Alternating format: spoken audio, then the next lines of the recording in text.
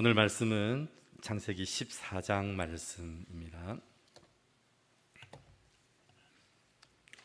우리 지난주 창세기 13장 말씀을 보았고요. 오늘 창세기 14장 말씀 보도록 하겠습니다. 전부 다 보아야 되는데 17절부터 24절까지 말씀만 봉독하겠습니다. 창세기 14장 17절 14장 17절로 24절까지 말씀 우리 한 목소리로 함께 봉독합니다. 아브라함이 그돌라오멜과 그와 함께한 왕들을 쳐 부수고 돌아올 때 소돔 왕이 샤웨 골짜기 곧 왕의 골짜기로 나와 그를 영접하였고 살렘 왕 멜기세덱이 떡과 포도주를 가지고 나왔으니 그는 지극히 높으신 하나님의 제사장이었더라. 그가 아브라함에게 축복하여 이르되 천지의 주제이시여 지극히 높으신 하나님이여 아브라함에게 복을 주옵소서.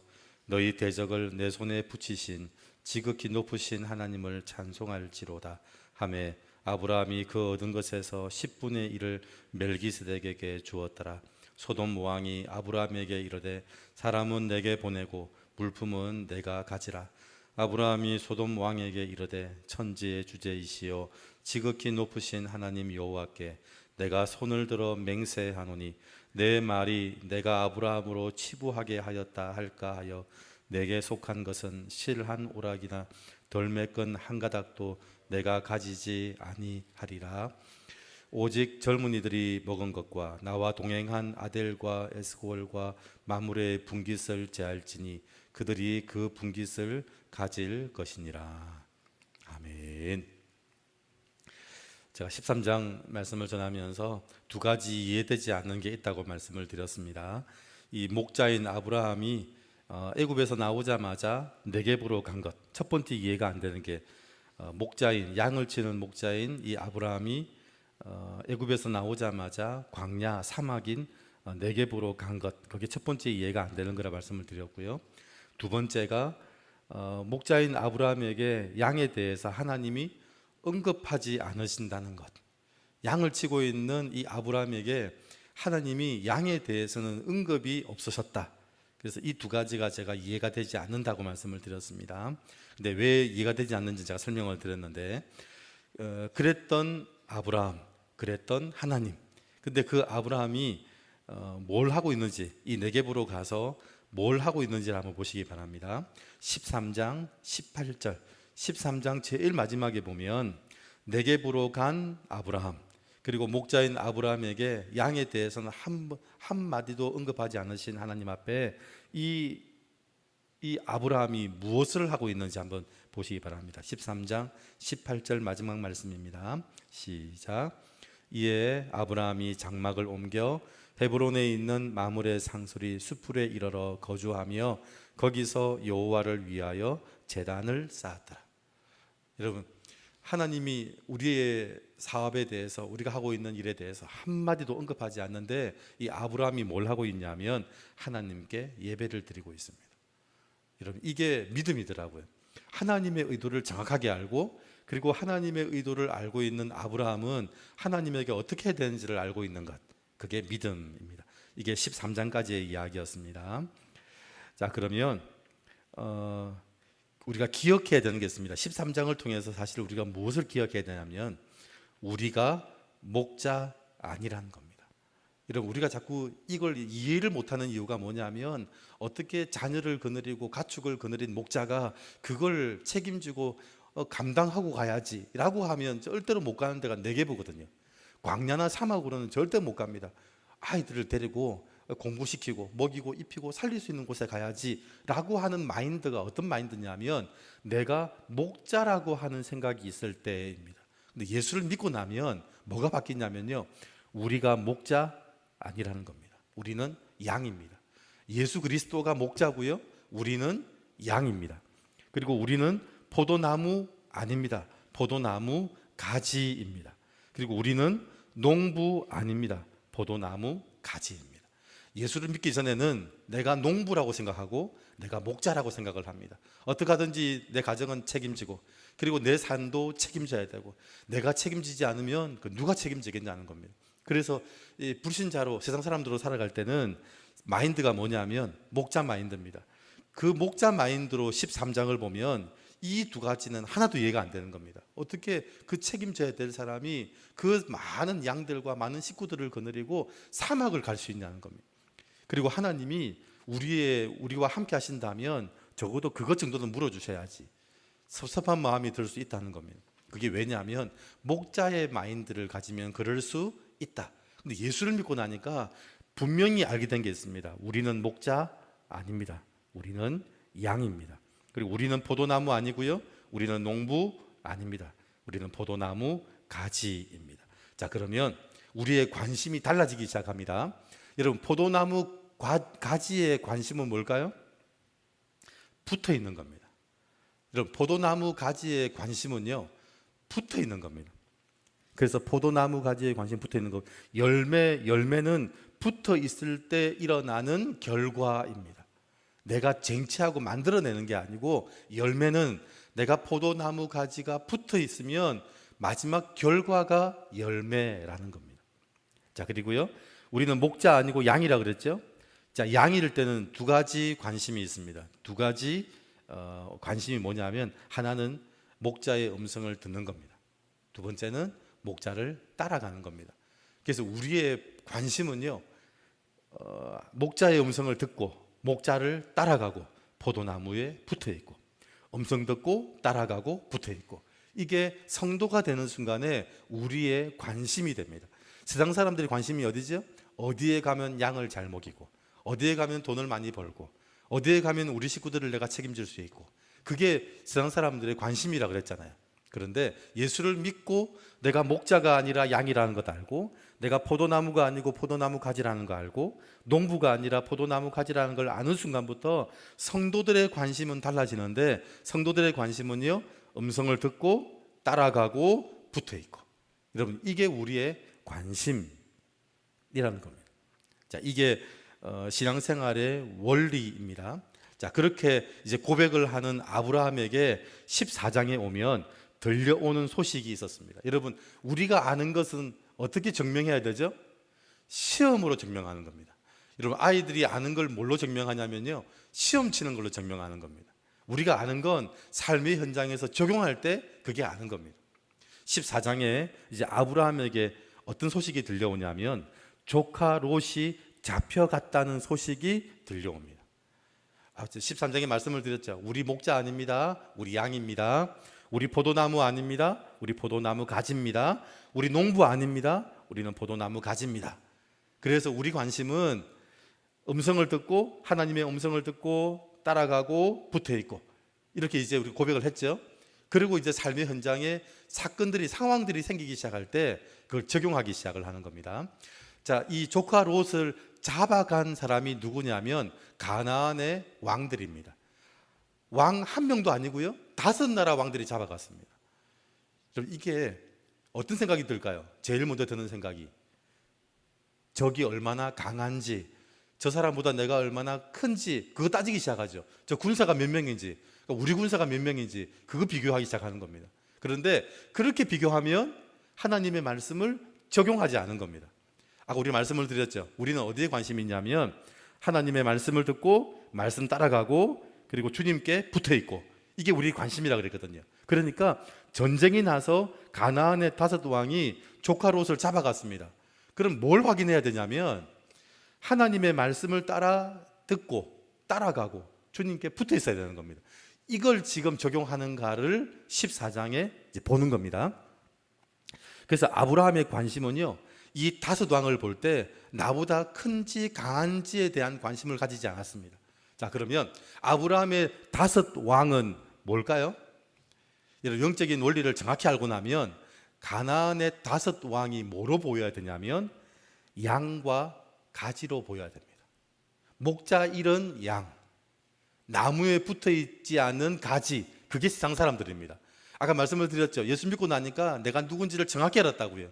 예수 믿기 전에는 내가 목자다, 내가 포도나무다, 내가 농부다, 내 인생은 내가 책임져야 되고 우리 자녀는 다 내가 책임져야 돼. 아무도 책임져 줄 사람 없어. 내가 책임져야 돼 하는 순간부터 목자, 포도나무, 농부 이게 우리인 줄 알았는데 예수 믿고 나니까 우리가 양이고요, 우리가 포도나무 가지더라고요. 그런데 세상 사람들도 양이고 포도나무 가지입니다. 차이가 뭐냐면 목자 잃어버린 양, 포도나무에 붙어있지 않은 가지라는 거예요. 자, 이제 문제가 생겼습니다. 가나안 5왕이 이 조카 롯을 잡아갔습니다. 누가 잡아갔죠?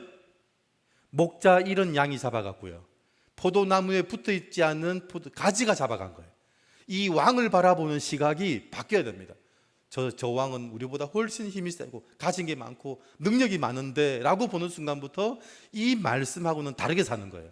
말씀이 그렇다고 하면 저 사람이 그렇게 강해 보여도 우리가 보는 시각이 뭐냐면 저 사람은 목자 잃어버린 양이고 포도나무에 붙어있지 않은 가지다 라고 보는 겁니다. 그리고 하나님은 누구시죠? 목자이시고 농부이시고 포도나무입니다. 자, 그러면 이 조카가 잡혀갔을 때 이 아브라함은 어디에 붙어서 일을 해야 됩니까? 하나님께 붙어서 일을 해야 됩니다. 여러분, 선택할 때 선택의 기준이 뭐냐면 누가 강하냐라는 선택입니다. 누가 강하죠? 농부가 강하고 목자가 강하고 포도나무가 강한 겁니다. 우리는 이 말씀을 가지고 세상을 봅니다. 그래서 가능한 게 뭐냐면요, 전도가 가능합니다. 전도는 나보다 약한 사람에게 하는 게 아닙니다. 나보다 강한 사람에게도 합니다. 여러분, 선교를 나가면 선교는 그 나라에 제일 못 사는 사람들만 전도하죠? 아닙니다. 임금부터 대통령부터 재벌까지 모든 사람이 전도 대상입니다. 전도는 나보다 못 가진 사람, 나보다 못 배운 사람을 향한 전도의 대상이 아니고 세상 모든 사람들에게 전도의 대상입니다. 그 사람이 대통령이든 그 사람이 왕이든 그 사람이 재벌이든 상관없이 전도합니다. 왜 전도가 가능하냐면 그 사람을 어떻게 보냐면요, 목자 잃어버린 양, 포도나무에 붙어있지 않은 가지로 보는 거예요. 그렇게 볼 수 있기 때문에 가능한 게 전도가 가능하다는 겁니다. 그래서 이 아브라함은 당연히 어디를 선택하냐면 하나님을 선택합니다. 저는 목사입니다. 근데 제가 누구 눈치를 볼 것 같습니까? 목사는요, 하나님의 눈치를 보는 사람이 목사입니다. 새벽 기도를 제가 하고 있잖아요. 새벽 기도 때 말씀 전하기 전에 제가 뭘 하고 있냐면 말씀에서 하나님의 뜻을 찾기 위한 시간이 그 앞에 시간들입니다. 제가 하고 싶은 얘기를 하는 시간이 아니고 하나님의 뜻이 무엇인지 하나님의 눈치를 보고 있는 시간이 그 시간입니다. 하나님, 이 말씀은 무슨 뜻입니까? 이 말씀은 나에게 뭐라고 하시는 말씀이십니까? 가덕교회 공동체에 도대체 뭐라고 말씀하시는지 제가 그걸 알아야 전하지 않습니까? 하나님의 눈치를 보는 목사입니다. 그리고 하나님의 눈치를 보기로 작정한 겁니다. 여러분, 목사가 됐다는 말은 평생 주님 부르실 때까지 하나님의 눈치를 보기로 작정한 사람이 목사입니다. 똑같습니다. 성도들도요. 하나님의 눈치를 보기로 작정하는 사람이 성도입니다. 양들은 어디가 빠를까요? 목자 눈치 보는데 빠른 사람들입니다. 양들은 목자의 눈치를 보는데 전문가들입니다. 풀을 먹고 있다가도 목자가 어디를 가는지를 늘 지켜보고 있는 게 양입니다. 포도나무 가지는요, 포도나무에 붙어 있기로 작정한 겁니다. 붙어 있으면 좋고 떨어지면 그만이고, 아닙니다. 붙어 있으면 그만이 아니고요, 붙어 있기로 작정한 것이 포도나무 가지라는 겁니다. 그래서 매일 새벽에도 제가 말씀을 묵상하면서 하나님의 마음을 읽으려고 합니다. 내가 무슨 말을 하고 싶은가를 찾는 시간이 아니고 하나님의 마음을 읽으려고 하나님의 말씀을 계속 찾아보고 들어보고 그 말씀을 묵상하고 다시 읽어보고 다시 읽어보고.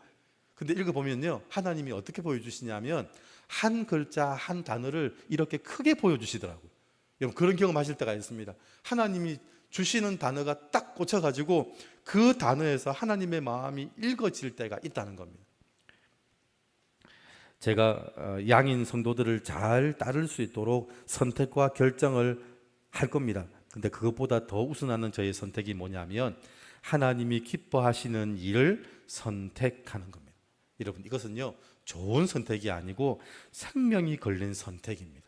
지금 아브라함이 조카 롯을 구하러 가는데 이거는요, 좋은 선택을 한 게 아닙니다. 목숨을 건 선택입니다. 만약에 그때 이 가나안의 5왕의 사이즈를 보고 비교하고 갔다면 분명히 죽을 수도 있는 상황입니다. 여러분, 우리가 양이 목자를 따르는 선택, 포도나무 가지가 포도나무에 붙는 선택, 이것은요 좋은 선택이 아닙니다. 이건 목숨이 걸려 있는 선택입니다. 우리가 예수를 믿으면서 우리가 깨닫는 게 있습니다. 예수를 믿는 것, 하나님을 알게 되는 것은 우리가 좋은 선택을 한 게 아니라 목숨이 걸려 있는 정말 중요한 선택을 했다라는 걸 알게 되는 겁니다. 그래서 아브라함이 뭘 할 수 있게 되냐면, 이 가나안의 5왕이 조카를 잡아갔는데 그걸 구하려고 달려들 수 있는 겁니다. 세상이 참 신기하죠. 세상이 그렇게 강해 보이는데 세상을 절대로 두려워하지 않는 공동체가 있습니다. 교회입니다. 교회는요, 어떤 왕이든 어떤 제국이든 두려워하지 않습니다. 그 왕이 로마 제국이라도 안 두려워합니다.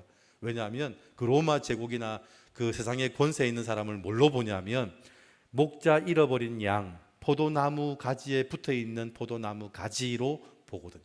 그래서 세상은 세상에서 제일 겁없이 달려드는 데가 어디냐면 교회입니다. 교회는 절대로 제국이나 왕들이나 그 황제들을 두려워하지 않습니다.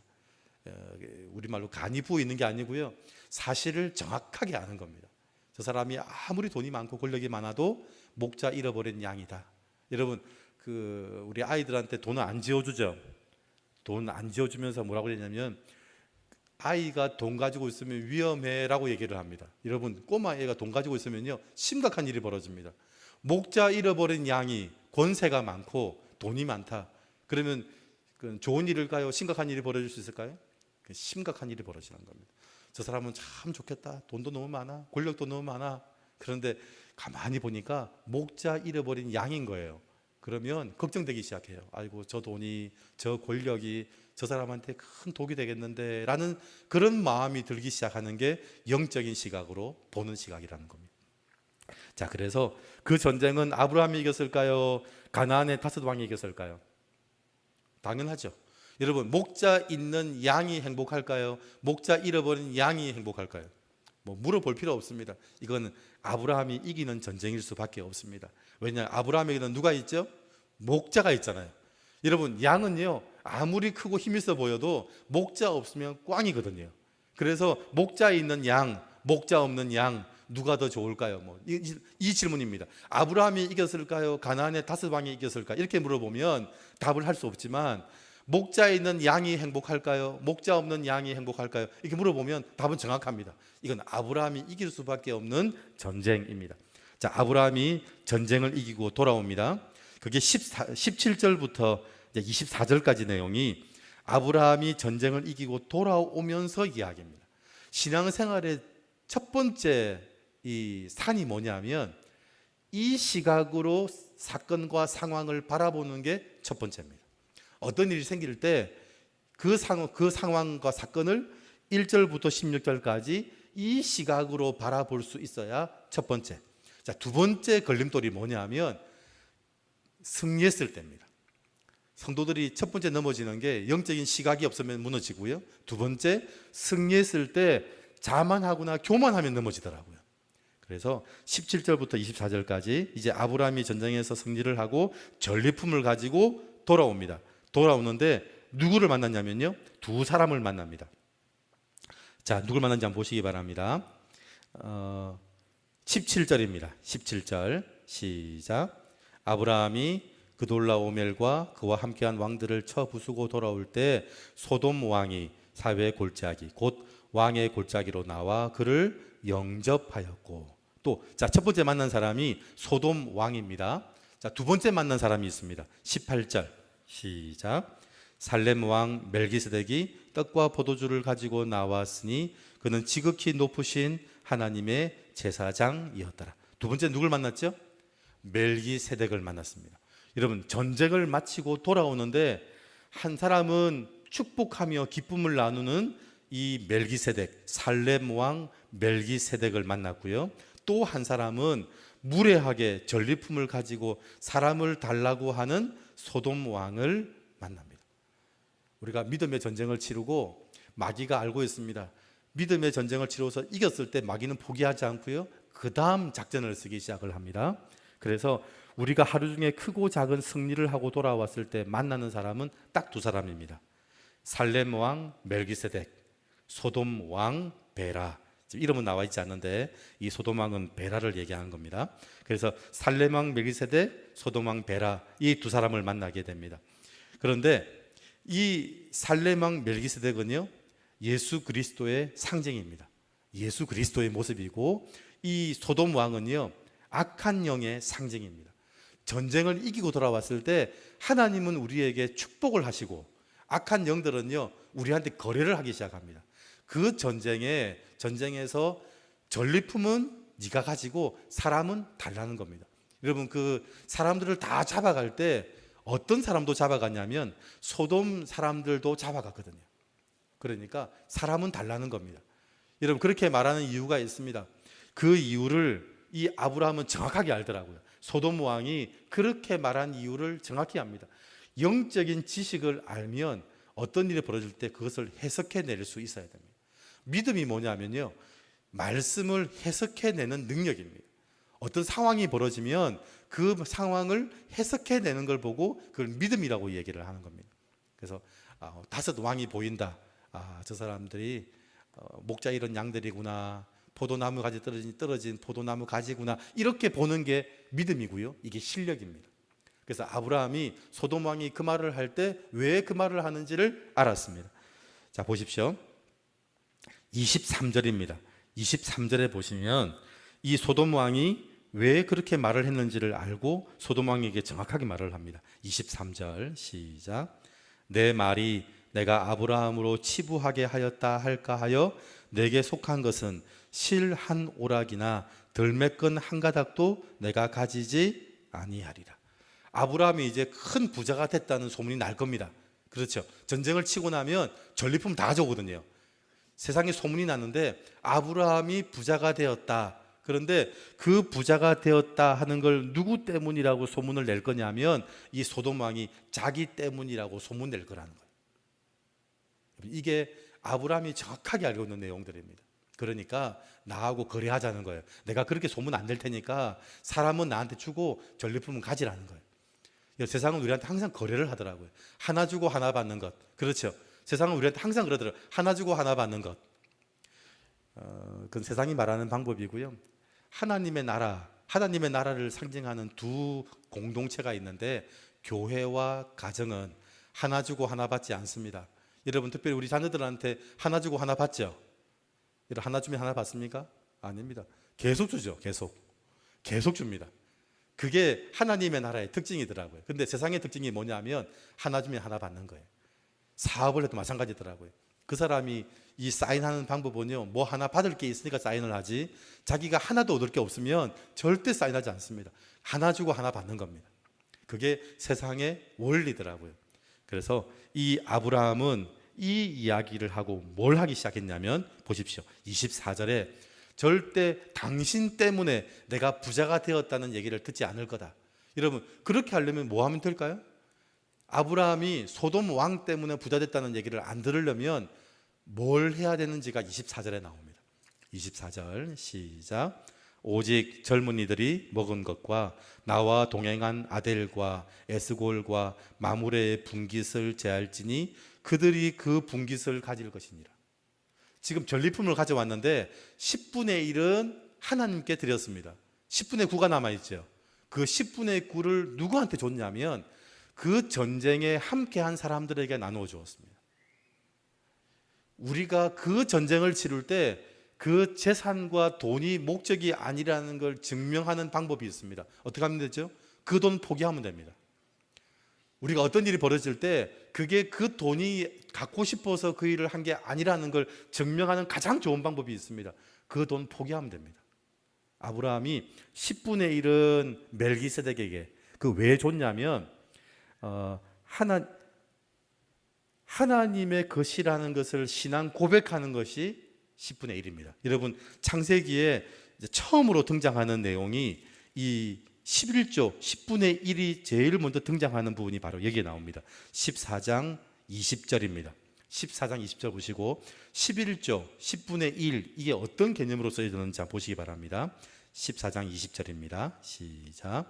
너희 대적을 내 손에 붙이신 지극히 높으신 하나님을 찬송할지로다 하며 아브라함이 그 얻은 것에서 10분의 1을 멜기세덱에게 주었더라. 10분의 1을 그 하나님의 것이라고 고백했던 그 앞에 내용이 뭐냐면 너희 대적을 내 손에 붙이신 지극히 높으신 하나님을 찬송할지로다. 신앙 고백입니다. 10분의 1은 신앙 고백에 드리는 겁니다. 그리고 10분의 9는 누구한테 주고요? 함께한 사람들에게 나누는 겁니다. 여러분, 그러면 아브라함은 뭘로 먹고 살죠? 10분의 1은 하나님께 믿음의 고백으로 드리고 10분의 9는 함께 전쟁을 치루었던 함께한 사람들에게 나누어주고, 그럼 아브라함은 뭘로 먹었겠습니까? 제가 똑같은 얘기를 우리 신약에 가면 있죠. 오병이어 한 아이가 도시락을 줬을 때 예수님이 그 오병이어를 나누기 시작을 했습니다. 떡 5개, 물고기 2마리를 기도하고 떼어서 주기 시작을 했는데 제자들은 그 떡과 물고기를 받아서 예수님이 떼어주면 받아서 앉아있는 5천 명에게 그것을 나눠주기 시작을 했습니다. 자, 나눠줬습니다. 제자들은 뭘 먹었을까요? 제가 늘 말씀드리잖아요. 제자들은 받아서 반은 내가 떼먹고 반 나눠주고 안 그랬다잖아요. 그것을 받은 대로 줬습니다. 뭘 먹었냐면 나머지 12강주리가 이 제자들의 몫이었어요. 그것도요, 제자들이 못 챙겼어요. 여러분, 12강주리가 제자 몫이거든요. 근데 배를 타고 건너오면서 예수님이 너에게 양식이 있느냐 물었더니 아이고 깜빡했다. 12강주리 놔두고 왔는데, 너희들에게 양식이 있냐는 말은 12강주리를 물어본 게 아니에요.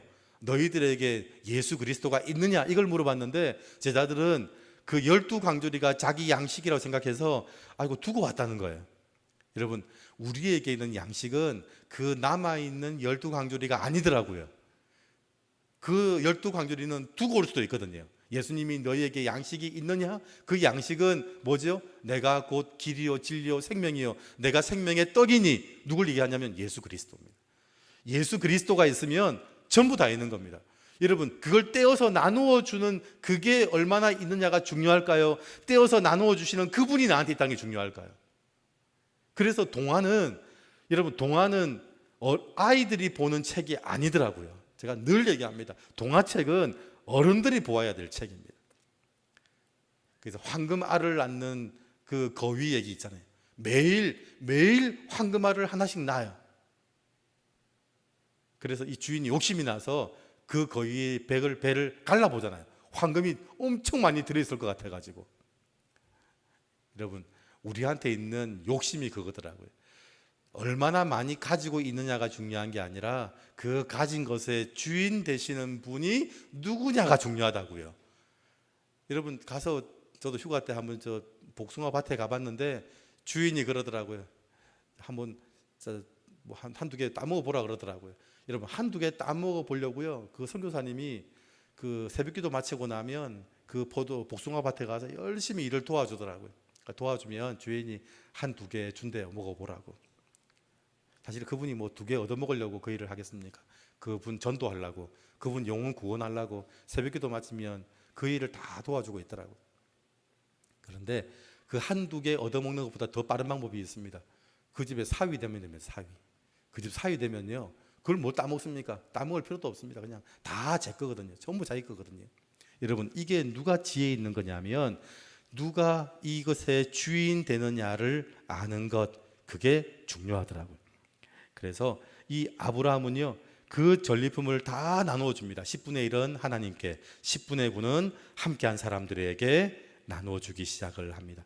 여러분, 한번 기억하십시오. 제가 여러분들에게 13장부터 14장, 이 14장 아브라함이 가진 걸 모든 걸 나누어 줄 수 있었다, 어떻게 나눌 수 있는지를 원리는 13장에 나온다고 제가 말씀을 드렸습니다. 여러분, 가진 걸 다 나누고 나는 하나님의 은혜로 살 수 있는 것, 제가 헌금기도 드릴 때마다 반드시 하는 기도가 있습니다. 하나님, 가덕교회는 가진 것으로 사는 교회가 아니라 은혜로 사는 교회 되게 하여 달라고. 여러분, 자녀들은 절대로 가진 걸로 살지 않습니다. 부모들의 은혜로 삽니다. 부모들의 은혜로.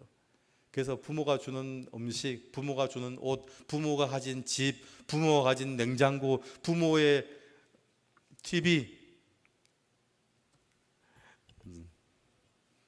제가 어제도 우리 아이들 음료수를 쭉 사다 줬습니다. 주면서 저도 모르게 이게 꼭 사면서 하는 게 있거든요. 여러분 아시죠? 자녀들 사주면서 반드시 하는 부모들의 그 습관이 있는데 그게 뭐냐면 자기들 건 안 사요. 자기들 건 안 사더라고요. 제가 오늘 이렇게 적어봤는데 아버지 어머니는요 자기 위해서 쓰는 것 없습니다. 자녀를 위해서 쓰더라고요. 10분의 9를 다른 사람 위해서 쓸 수 있는 유일한 사람들이 누구냐면 부모들이에요. 자녀를 위해서 쓰더라고요. 어제도 5개를 사야 되는데 3개만 샀습니다. 우리 아들, 딸 해서 다 주고. 근데 저게 무슨 맛인지 되게 궁금하더라고요. 그래서 저 밥을 먹으면서 우리 막내딸 이렇게 한번 제가 먹어봤더니 아빠 물어보고 먹어야지 이러더라고요. 우리 둘째 딸이 야 그거 아빠 사준 거야 아빠가. 그랬더니 그것도 내 거잖아. 그러더라. 그런데 제가 그 말이 하나도 기분이 안 나쁜 거예요. 사실 기분 나빠야 되거든요. 다 내가 사준 건데 내가 맛도 못 보나? 그런데 아빠 물어보고 먹어야지. 그런데 이 둘째가 아주 철들었더라고요. 그거 아빠가 사준 거야 아빠가. 그 말을 듣는데 제가 참 너무 기쁘고 즐겁더라고요. 여러분 이게 10분의 9를 다른 사람을 위해서 준다는 걸 이해할 수 있는 유일한 사람이 누구냐면요 부모예요. 부모는요 10분의 1은 하나님의 것, 10분의 9는 함께 한 사람들에게 나눠주는 것. 그게 어떻게 가능해? 그럼 내 몫은 이라고 말하지 않는 유일한 공동체가 있는데 그게 부모예요. 부모. 우리가 예수를 믿고 믿음이 좋아지고 하나님의 생명을 가지는 순간부터 우리가 이 마음을 똑같이 가지기 시작을 하더라고요. 여러분 기억하십시오. 우리가 누구라는지를 정확히 알아야 이 14장에 아브라함이 한 일을 할 수 있습니다. 5 왕이 그 조카를 잡아갔는데 5 왕이 잡아갔다 함에도 불구하고 주저하지 않고 달려가서 조카 롯을 구해오는 아브라함처럼 할 수 있고, 전부 다 가졌는데 10분의 1은 하나님의 것, 10분의 9는 함께 했던 사람들에게 나눌 수 있는 것. 이 아브라함이 이게 가능했던 게 뭐냐면 나는 포도나무 아닙니다. 포도나무 가지입니다. 나는 목자 아닙니다. 나는 양입니다. 이 고백을 하는 사람은요 이게 가능하다는 겁니다. 그래서 제가 그 복숭아 밭에 가니까 이해되더라고요. 다 나누고 살더라고요. 가족도 마찬가지입니다. 제가 오니까 우리 어르신들이요 다 나누고 살아요. 왜냐하면 많더라고요. 하나님이 부어주시는 것은 세상이 주는 것과 감당하지 못할 만큼, 비교하지 못할 만큼 많더라고요. 그래서 늘 하는 게 뭐냐면 나눠 먹고 사시더라고요. 다 드세요. 필요하면 말씀하세요. 그러면서 나누고 살더라고요. 여러분 14장에 아브라함이 이렇게 할 수 있었던 이유는 13장에 나오는 이 아브라함의 고백 때문에 그렇다는 겁니다. 여러분 우리는 음성 듣고 하나님의 말씀 듣고 하나님 따라가고 그리고 붙어 있고, 13장 18절 마지막에 여호와를 위하여 제단을 쌓았더라, 예배를 드렸더라. 이 말은 3가지 의미입니다. 우리가 예배를 드렸다는 말은 하나님의 음성을 듣고 하나님을 따라가고 그리고 하나님께 붙어 있고, 이게 예배입니다. 아브라함은 예배를 드리면서 이 3가지를 했던 사람이 아브라함입니다. 저는 우리 가덕교회 교인들이 예배를 드리는 교인들이라고 하면 반드시 하나님의 음성에 귀를 기울이고 하나님의 말씀을 따라가고 하나님께 붙어 있는 일을 생명, 목숨을 걸고 그 일을 감당할 수 있는 분들이 예배를 드리는 분이라고 믿습니다. 그렇게 예배를 드리는 우리 가덕교회 교인들 되게 하셔서 여러분들에게 이 14장에 이런 일이 벌어질 때 아브라함처럼 똑같이 이렇게 반응하실 수 있는 여러분 되시기를 주의 이름으로 축원드립니다. 아멘. 자, 기도하겠습니다. 하나님 아버지 감사합니다. 아브라함이 가나안의 5 왕이 조카 롯을 잡았음에도 불구하고 그 5 왕을 쫓아가서 전쟁을 치르고 가지고 있는 10가지 중에 10분의 1은 하나님께, 10분의 9는 함께한 사람들에게 나눌 수 있었던 이유는 이 아브라함이 하나님의 음성을 듣고 말씀을 따라가고 포도나무에 붙어있는 포도나무 가지처럼 살았기 때문에 이것이 가능한 일이었습니다. 우리 가덕교회가 하나님 이 14장의 역사를 일으키는 이 일을 감당하고 이 일을 이루어내는 믿음을 가진 교회 되게 하시고 믿음을 가진 성도들 되게 하여 주시옵소서. 감사드리며 예수 그리스도 이름으로 기도드립니다. 아멘.